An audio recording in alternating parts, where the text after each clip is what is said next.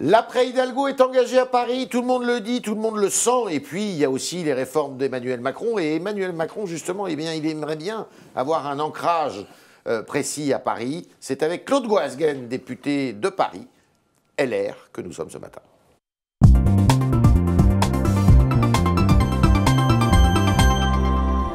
Claude Goasguen, bonjour. Merci d'être dans les locaux du Figaro. Alors, la bataille de Paris est engagée pour 2020 ? J'ai l'impression, oui. 2 ans, c'est long, enfin, ouais. C'est normal. Oui. Comment il faut faire pour battre Hidalgo ?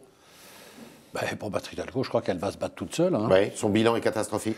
Son bilan est mauvais. Elle a une majorité de types qui sont complètement sectaires, qui sont autoritaires. Elle est autoritaire, elle a commis des erreurs, quoi. Elle a commis... Elle peut peut-être rattraper quelques points. Lesquels ? Elle a beaucoup de mal. La propreté, écoutez, Paris est une ville sale, quoi. Pourquoi Paris est sale ? Voilà, c'est une belle question. Ça fait pratiquement 10 ans qu'on lui pose la question, qu'on pose même à Delanoë. Paris est sale, on dépense 500 millions par an. Et Paris est sale.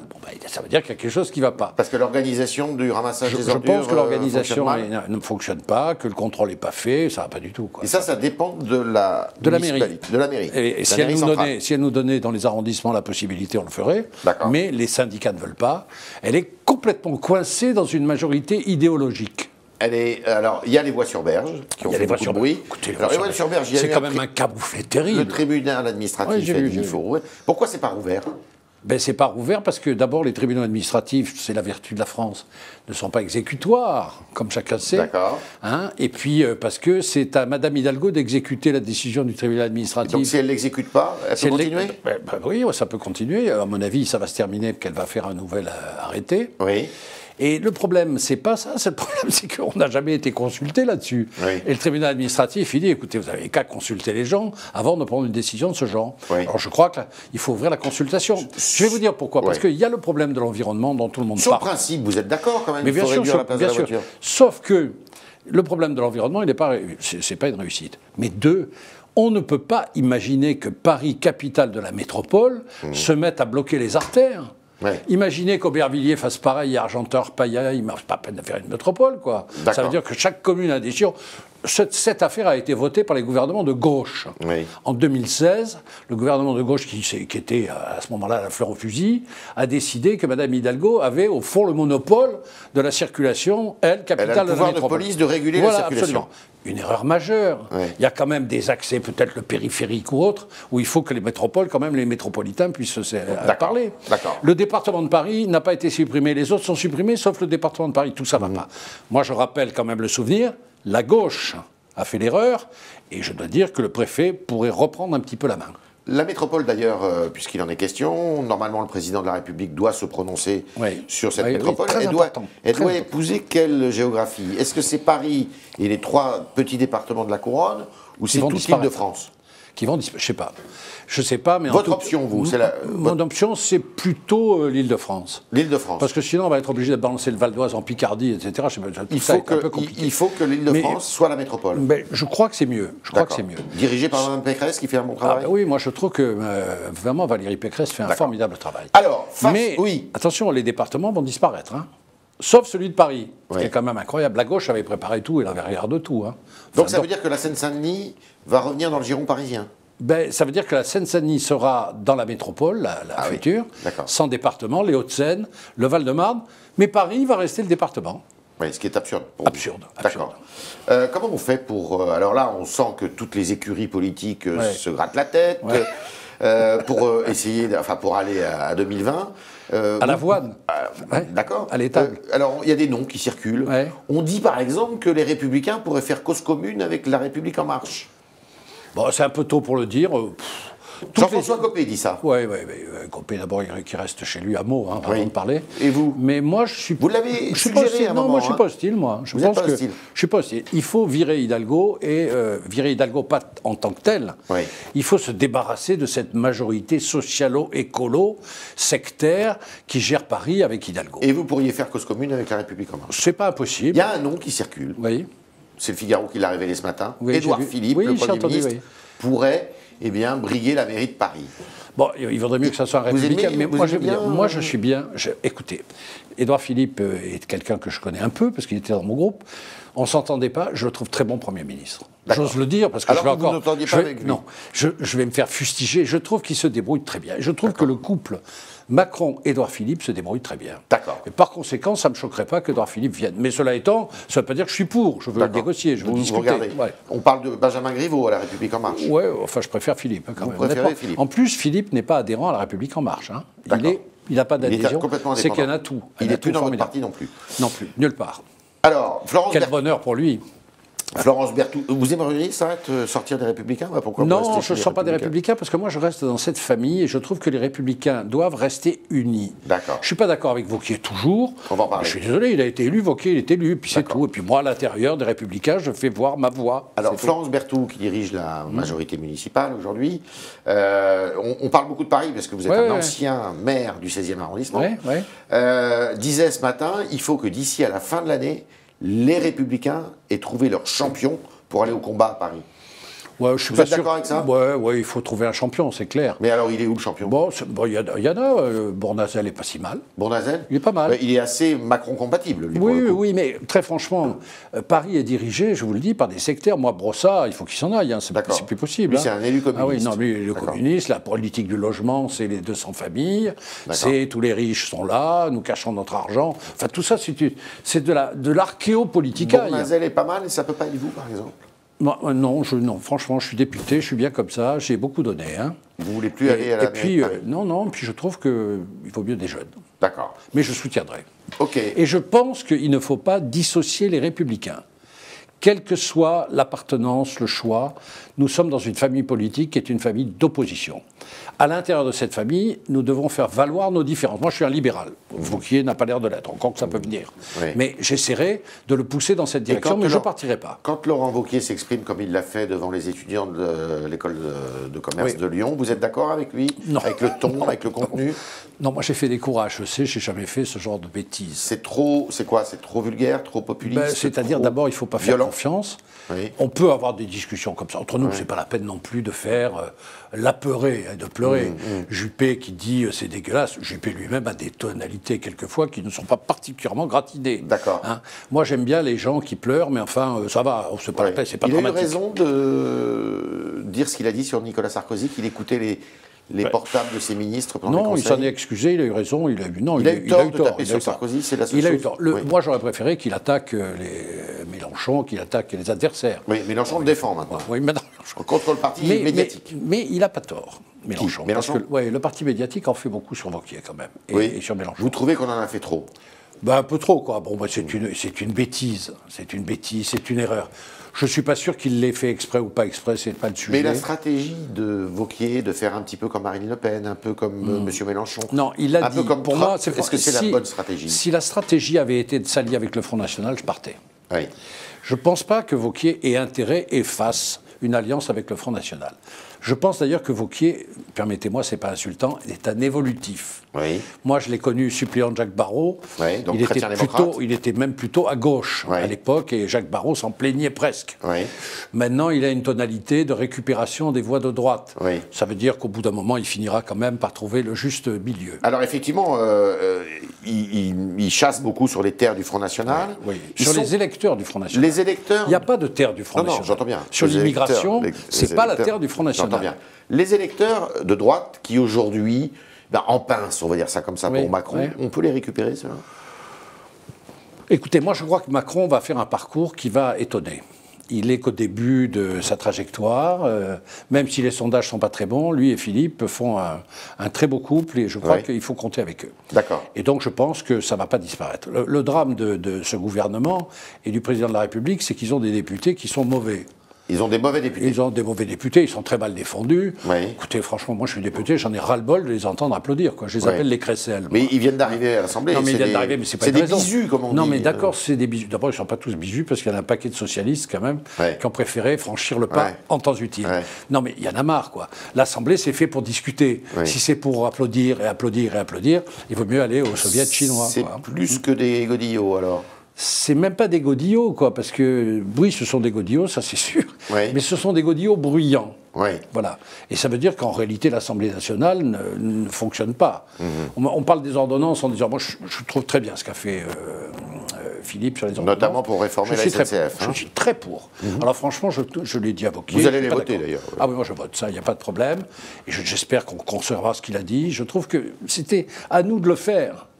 C'était à la droite de le faire. D'ailleurs, Fillon l'avait proposé dans son programme. C'était à Sarkozy de le faire, à Chirac de le faire, à Raffarin de le faire. C'est pour ça que maintenant, je ne vais pas être contre quelque chose. Vous savez, moi, je suis très indépendant. Hein. Je voterai sur les ordonnances, mais par exemple, l'immigration, jamais. Je trouve que cette loi sur l'immigration est une catastrophe. Vous n'allez pas voter le projet de loi Asile et Immigration? Non, absolument. Pourquoi? Parce que c'est un projet qui est exactement le contraire de ce qu'il faut faire. C'est un projet qui va ouvrir l'immigration, il y en a déjà suffisamment, et qui surtout ne donne pas les moyens d'exécuter les déboutés de l'asile. On n'a jamais réussi en France à exécuter les décisions de... Mais ce n'est pas la peine d'ouvrir un peu plus. D'expulsion. Il y a des décisions qui vont aller dans le mauvais sens. Par exemple, on va ouvrir le regroupement familial, quoi. Le regroupement familial, le mineur. Et sœurs. Ça fait plaisir aux mineurs. Non, mais aux mineurs. Mais non, mais quand on rouvre le regroupement familial, on l'ouvre. Le regroupement familial, on peut le calculer. La loi Pasqua a accepté le regroupement familial. Là, on va l'ouvrir démesurément. L'OFPRA ne fonctionne pas. Enfin, qu'est-ce que c'est cette plaisanterie d'avoir un office administratif un office administratif qui déboute. Mais une fois qu'il a débouté, les gens s'en vont les mains dans les poches. Donc vous êtes plutôt assez favorable à la politique économique qui est conduite. Oui, voilà. Mais sur les autres sujets, sur les régaliens, en désaccord. En désaccord, oui. Je crois que c'est une grosse faute, d'ailleurs. Je pense qu'il y a deux sujets sur lesquels Macron n'a pas bien compris. C'est le sujet de l'aménagement du territoire et de la politique agricole, qu'il est. Et puis le sujet de l'immigration. Pour le moment, il n'y est pas venu. Il y a une rupture ville-campagne, là, vous le voyez? Il y a une rupture ville-campagne qui est dramatique. Vous êtes un élu urbain, vous? Oui, je suis un élu urbain. Je dis très franchement, je vois bien, parce que quand même, comme tout le monde, je viens de la campagne. Avec mon nom, ça sonne bien quand même. Ça sent l'Ouest. Très franchement, je trouve qu'il y a une rupture qui est grave. Il y a deux sujets très graves pour les 10 prochaines années. Le sujet agricole. Qui crée l'aménagement du territoire, qui crée tout le problème. La SNCF en particulier, les petites lignes. Mais le sujet immigration est dramatique. Nous avons 200 millions de Sahéliens aux portes de l'immigration du côté de l'Europe et de la France, parce qu'ils parlent français. Et par conséquent, il faut prendre ça au sérieux. Qu'est-ce qu'il faut faire? Je trouve qu'il faut faire une politique complète. Il ne s'agit pas de repousser tout le monde. Peut-être une politique de coopération, peut-être une politique d'accords internationaux. Il faut revoir la coopération avec les pays. Il faut revoir complètement la coopération. Il faut que l'Europe serve à quelque chose. Il faut que Mme Merkel ne se mette pas à faire tout d'un coup des lubies de faire entrer 1 million de personnes. Aux élections européennes, vous serez derrière la liste LR ou vous pourriez aller moi, plus je au vais centre? voir. Si c'est un débat sur l'Europe, je serai avec les Européens. C'est-à-dire avec... L'axe central, éventuellement? L'axe central, éventuellement.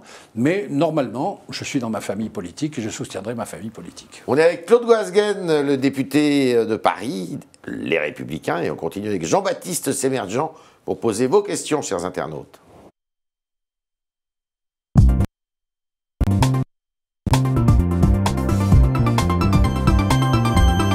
Bonjour Jean-Baptiste. Bonjour.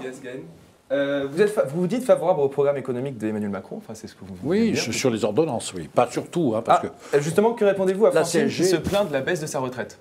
Il a raison. Alors, la CSG. Non, mais le programme économique, ça ne veut pas dire pour autant que je suis Cressel. Moi, je ne fais pas partie du parti des Cressel, qui applaudit à tout. C'est comme ça. Peut-être l'expérience m'aide. Mais non, la CSG, c'est une grave erreur. Grave erreur sur les retraités. Pourquoi taxer les retraités pour soi-disant... Il s'en justifie, hein. Il le dit. Moi, je suis du côté des actifs. Hein. Là, il cherche un peu trop, là, quand même. Hein. Je crois que c'est une erreur. Parce que d'abord, ils sont plusieurs millions.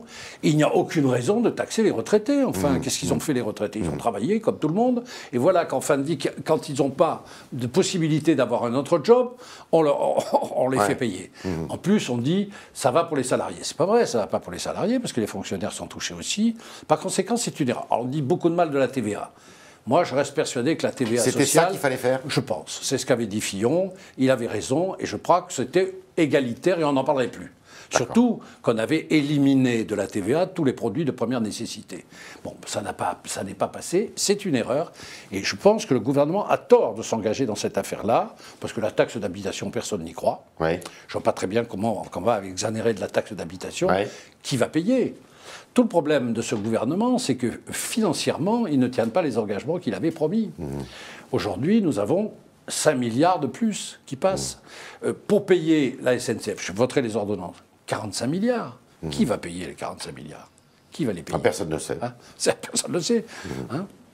Autre question. Justement, sur les ordonnances et sur la réforme de la SNCF, Alain ironise un petit peu et vous demande ce que vous aviez fait, vous, quand vous étiez républicain, enfin quand les Républicains étaient au gouvernement, pour la réforme de la SNCF, justement. Rien, justement. Rien.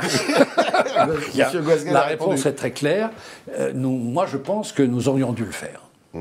Nous ne l'avons pas Il y a fait. eu le syndrome, si je puis dire, décembre 95. C'est le syndrome 95 de Juppé qui a paralysé la vitalité de la droite entre 95 jusqu'à l'échec de Sarkozy.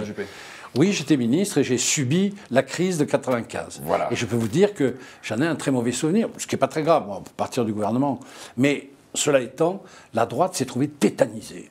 C'était à droite de le faire, elle ne l'a pas fait. Alors ce que je trouve anormal, c'est qu'aujourd'hui la droite te dise il ne faut pas le faire. Enfin, il faut être sérieux pas quand même ça, en politique. ça dépend, oui, enfin moi je dis il faut le faire. On va sur les transports. Ce serait bien de laisser le métro parisien ouvert toute la nuit, vous demande Pascal. Qu'est-ce que vous lui répondez? Oui, moi je suis assez pour. Mais ça coûterait cher, Oui, non? ça coûterait cher, mais enfin... Est-ce que ça a été tout évalué, coûte cher à ça? Paris. Oui, ça a été évalué. D'ailleurs, c'est une proposition sur un certain nombre de lignes qui est déjà mise en place. Hein. Oui. Et il y aurait du monde, suffisamment de monde pour assurer s'il faut faire une la expérimentation. rentabilité de la chose? Des lignes à Ce Paris qui est toute la sûr, nuit? oui, il y en a qui sont ouverts. Des métros? Oui, des métros. Mais Ah le bon? week-end.